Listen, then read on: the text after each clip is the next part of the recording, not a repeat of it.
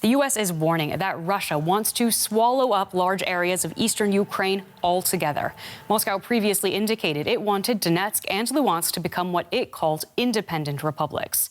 Meanwhile, Ukrainian fighters say Russian forces have launched a fresh assault on the Azovstal steelworks in the blockaded city of Mariupol. Earlier, a brief interlude allowed some residents to be evacuated, but the ceasefire broke down. Now, around 200 civilians are trapped underground in the steel plant, and many thousands more are unable to leave the city. Safe at last. After weeks under constant attack, these people have escaped the Azovstal steel plant, Ukraine's last stronghold in the besieged city of Mariupol. Many arrive in tears, recounting stories of horror. You can't imagine how scary it is when you sit in the shelter, in a wet and damp basement, which is bouncing, shaking. When we were able to go outside, I saw the sun for the second time in 2 months. But while dozens have made it to safety, thousands remain in danger. At the moment, while we are here, Azovstal is being stormed. Mariupol is still under siege and people could not leave today. There are tens of thousands of such people. Tens of thousands of women and elderly remain in Mariupol. Russian shelling continued through the day in Mariupol, soon after the evacuation was completed. Those who remain are in despair. You wake up in the morning and you cry. You cry in the evening.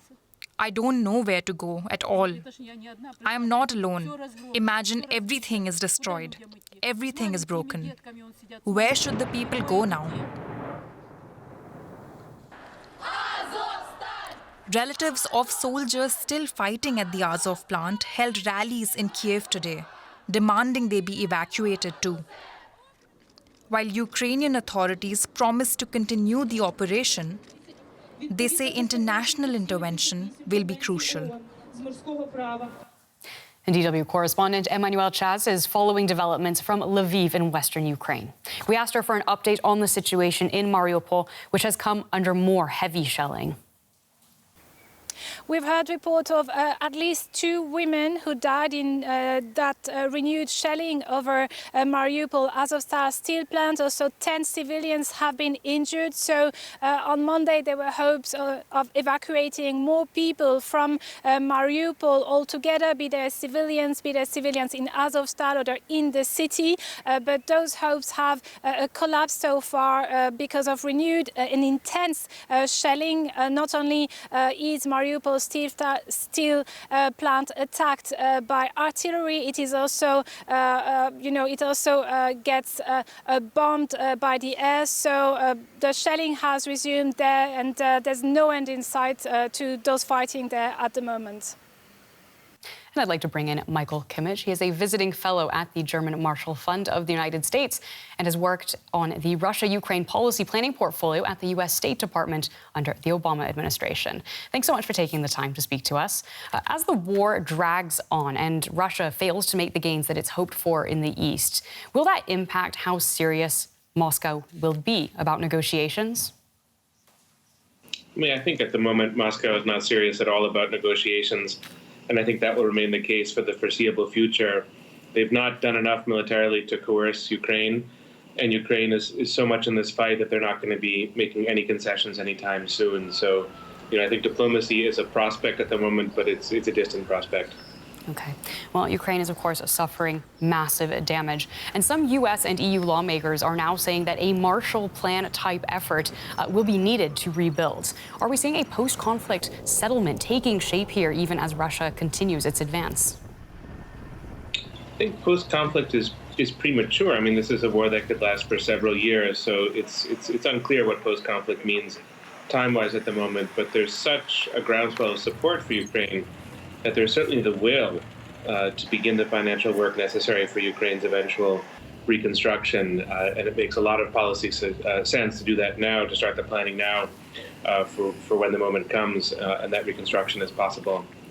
And are you expecting to see something on the scale of the Marshall Plan? Will there be that many resources put toward rebuilding Ukraine?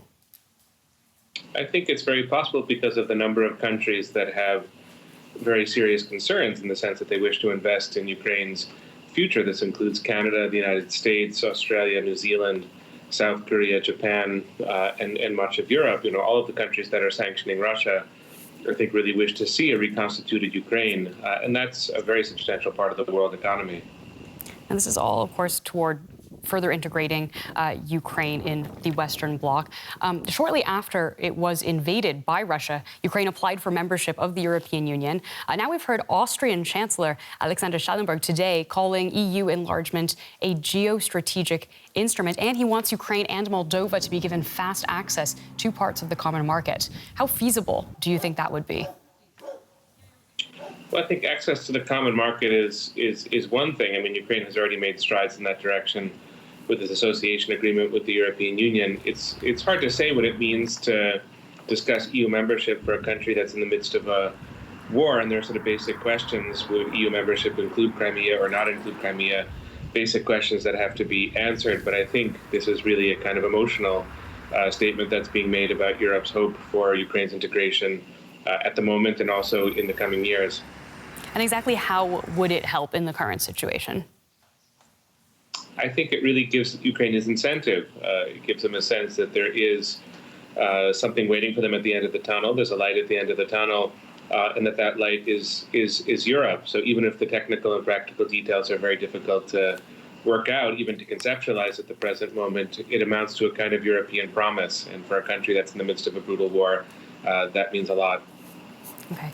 Well, the German Chancellor Olaf Scholz backs the accession of Finland and Sweden to NATO, something that he repeated to those leaders of those countries today. Are the Russian objections to that, as with Russian objections to arms deliveries to Ukraine, completely irrelevant to Western calculations at this point?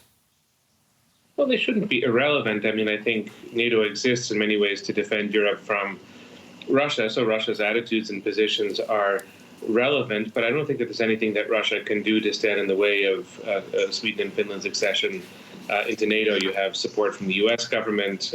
I think from most NATO member states it will have to be unanimous, but I don't think Russia is able to enact a veto of any kind on this process. It's moving forward quickly. Okay, Michael Kimmage, I want to thank you so much for that analysis of the updates of the day. Michael Kimmage from the German Marshall Fund of the United States. Thank you for having me.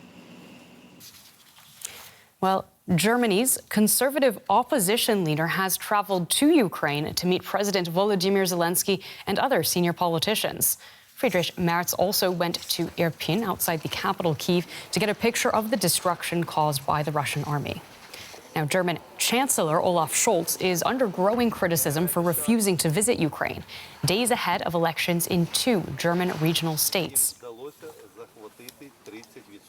And our correspondent Fanny Fachar was at the German opposition leader's news conference in Kyiv, and she told me what Merz had to say about Germany's response to the war in Ukraine. He basically made clear that Germany needs to do more. In fact, he called on the German government by that it needs to step up its effort in terms of supporting Ukraine, but not only in military terms, but also that Germany should take a leadership role when it comes to deciding when and how accepting Ukraine into the European Union. And now, you already mentioned that Merz, the opposition leader, was in Irpin, which is a city here in the Oblast of Kyiv, partially destroyed. And he also said that Germany needs to do more once this is all over, this entire war, to help rebuild cities like Irpin, for example. Now, when it comes to that military support, just how much support and just how much engagement Germany should display, and while the debate has been going on even prior to this war starting, one should mention that even though prior to this full-scale invasion that started in February 24th here in Kyiv, the assault, prior to that, Germany was thinking about sending military helmets, 5,000 military helmets to Ukraine, Ukraine. Now, that changed, obviously, because last week the parliament, the German Bundestag, the lower house of it, decided that Germany wants to send heavy weaponry, including tanks, to Ukraine. So there's already a change in that strategy, even though there was this grotesque debate about sending helmets first, and now Germany is talking about the tanks, or rather decided about it. Nonetheless, what's quite striking in this entire visit of Friedrich Merz is the fact, and you pointed it out there, that the Chancellor himself, Chancellor Scholz, did not visit Ukraine yet. In fact, he refuses to do so. And indeed, that's made Merz's trip to Kyiv quite controversial here in Germany. Can you tell us a little bit more about that?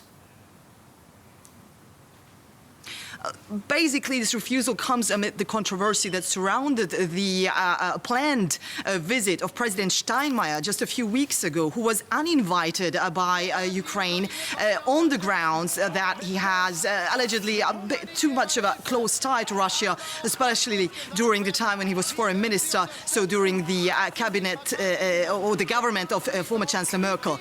Now, given this diplomatic role there between Kyiv and Berlin, there was a lot of controversy surrounding of who and when is going to visit from the German officials this country. We do not know yet whether Scholz is going to change his mind and come to Kyiv, but certainly after this visit of Friedrich Merz, the pressure is on Scholz to follow suit and come to Ukraine as well. Our correspondent Fanny Fachar reporting from Kyiv. Thank you so much, as always.